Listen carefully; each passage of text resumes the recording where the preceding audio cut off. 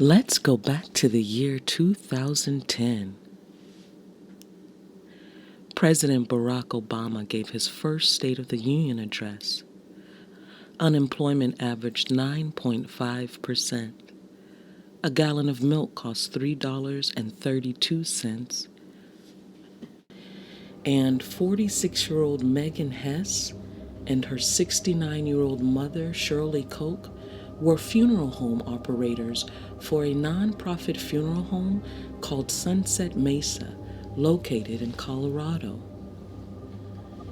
The funeral home was known to provide assistance to community members who had no financial resources for funeral or cremation services. Families would often contact Sunset Mesa Funeral Home requesting cremation services for themselves or deceased family members.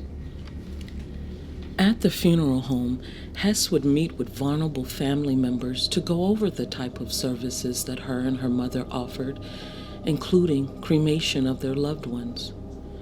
Hess would also provide them with the cremated remains of their loved ones, all done for under $1,000. Before a final agreement was set, Megan Hess would ask one final question. Would you like to donate your family member's body or body parts for educational or research studies?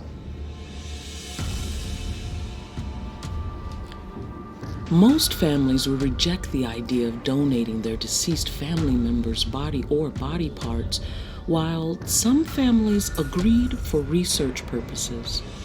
The families that did agree would sign an authorization form believing that only small samples such as tumors or skin would be donated for research.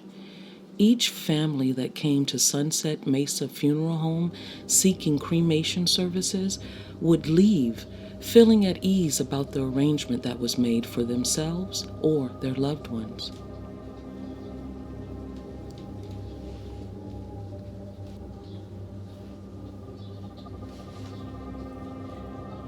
No one really knew what was going on behind the closed doors at Sunset Mesa Funeral Home. Instead of providing cremation services for families in need, Hess and Koch would harvest human remains and sell them to customers who would use them for scientific, medical, or educational purposes. Some body parts would be sold to places as far away as Saudi Arabia. Hess and Koch also shipped remains with infectious diseases such as HIV and hepatitis B and C through mail or commercial flights. To make matters worse, families who asked for cremation would often be given cremains that were mixed with cement or someone else's remains.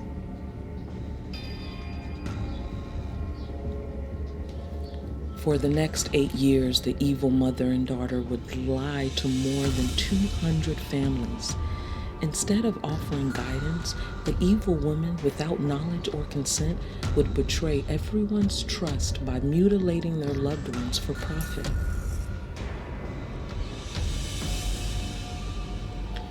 In 2016, a news agency began examining Megan and her business as part of the news agency's investigation of the human body trade, virtually an unregulated industry that largely operates in the shadow.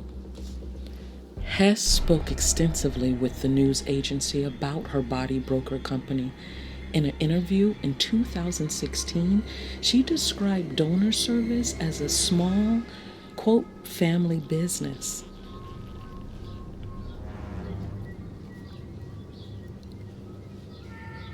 Following the interview, former workers of Hess were interviewed by the news agency. Former workers told the publication that Hess and Koch had conducted, quote, unauthorized dismemberments of bodies.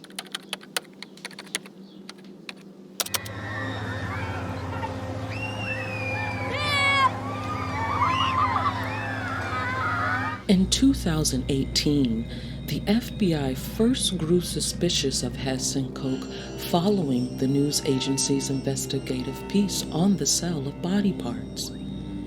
In the publication, it was said that Hess and her donor company dissected 560 corpses and sold their body parts without families' permission. The FBI raided Sunset Funeral Home just weeks after the article was published.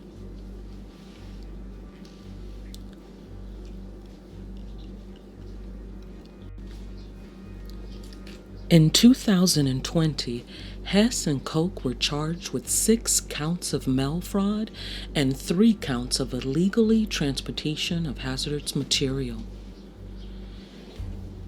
In 2023, Megan Hess was sentenced to 20 years in federal prison for defrauding relatives of the dead and selling body parts without permission.